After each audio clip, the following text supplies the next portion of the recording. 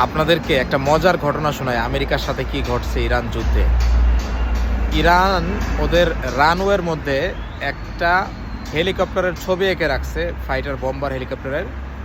America আকাশ থেকে ওইটার উপর হামলা করছে, বোম ফালাইছে। তো বোম ফালানোর পরে ভিডিওতে দেখা গেল ওইখানে কিছু লড়ে নাই, মানে একটা জিনিস ধ্বংস হইলে তো টুকরা এদিক সেদিক যায়। তার মানে হলো ওরা একটা ছবির মধ্যে হামলা করছে। আমেরিকার অবস্থা হয়েছে এই, তারা চোখে কিছু দেখতেছে না, তাদের কোনো ঠিক ঠিকানা নাই, যেটা আল্লাহ কোরআনে বলছেন ওয়াল্লাযিনা কাফারু আমালুহুম কাসারাবিম বিকিয়াতি ইয়াহসাবুহু যামআনু মা। ওদের অবস্থা হইল যে ওরা মরুভূমিতে একজন পিপাসার্ত মানুষ, যার কাছে পানি থাকে না, সে ওই বালু যে চিকচিক করে ওইটাকে পানি মনে করে। তো আমেরিকার অবস্থা এরকম ভয়াবহ হয়েছে যে ওরা আসলে বুঝতে পারতেছে না যে ওরা কি করবে। এবং একটা ভিডিওতে দেখলাম যে একজন পুলিশ সরাসরি আমেরিকার মানে সংসদে যায়, সে বলতেছে যে আমরা কি ইসরায়েলিদের জন্য যুদ্ধ করব, আমাদের সৈনিকদের প্রাণ যাবে, আমাদের দেশের টাকা খরচ হবে। তো তারে আরও কয়েকজন মিলে ধরে সরায় ফেলতেছে।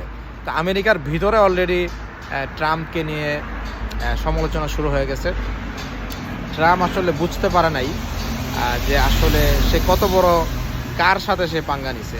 ইরান এমন একটা শক্তি যে হচ্ছে যে বর্তমানে যে মিসাইল নিক্ষেপ করা, এটাতে পৃথিবীর মধ্যে যার অভিজ্ঞতা সবচেয়ে বেশি। মিসাইল অন্য দেশেরও আছে, বাট সাম্প্রতিক বছরগুলোতে ইরানের সাথে ইসরায়েলের সাথে যুদ্ধ করার কারণে তাদের কিন্তু এই এক্সপিরিয়েন্সটা বেশ ভালো মতো হয়েছে। এবং তারা তুর্কিতেও হামলা করছে। এখন অনেকে বলতে পারেন যে তুর্কিতে কেন হামলা করলো ইরান। দেখেন, তুর্কি হইলো একটু মুনাফেক টাইপের। মুনাফেক টাইপ কীরকম? কিছু ভালো কাজ সে করছে তার দেশে। কামাল আতাতুর্ক যেমন পর্দা, তারপরে হচ্ছে আজান দেওয়া নিষিদ্ধ করেছিল, এইগুলো সে সুযোগ দিছে। আবার সে ন্যাটোতেও আছে, অর্থাৎ আমেরিকা মিলে বিশ্বের যে কোনো জায়গায় হামলা করলে এটার মধ্যে আবার তুর্কি আছে। আবার আমেরিকার বিভিন্ন আর্মার্ড ভেহিকেল, বিভিন্ন ড্রোন, এইগুলো তুর্কি আমেরিকার থেকে অর্ডার নিয়ে তুর্কি এগুলো বানায়। তার মানে আমেরিকার সাথে ওতপ্রোতভাবে জড়িত তুর্কি। আবার তুর্কির বর্ডার ব্যবহার করে আজারবাইজান থেকে ইসরায়েল তেল নেয়।